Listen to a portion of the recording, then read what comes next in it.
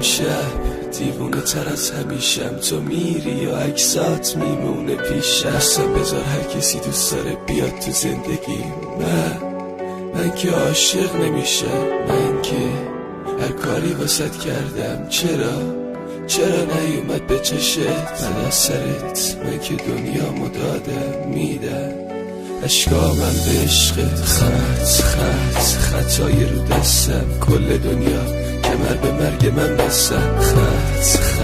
چند تا خط خاموش هنوزم پشت خط نشستم. دل میدادم واسد، نخواستی منو دلبر کی شدی؟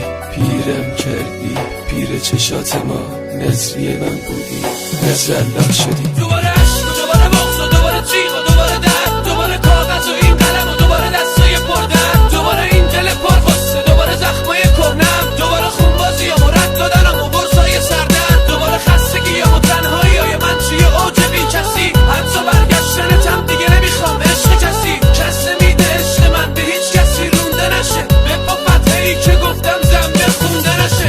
اگه ناخونم روی دیواره خب بدرک، اگه خونن زخمم میباره خب بدرک، اگه همدمم هنوز سیگاره خب بدرک، تو رو بیشترم من اگه دوست داره خب بدرک. بعد تو دیگه به هیچ کسی نمیدم دل نمیدوزم به چشای هیچ کسی چش دیگه. نه پشت سرت حتی میزنم هر متنفرم حتی دیگه از اسم دوباره دل هوای با تو بودن کرده.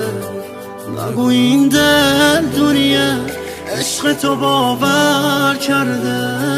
دل من خسته از این دست به دعاها مردم. همه آرزوهام با رفتن تو مردم. حالا من یه آرزو دارم به سینه که دوباره چشم من تو رو ببینه. حالا من یه آرزو دارم به سینه که دوباره چشم من تو رو ببینه.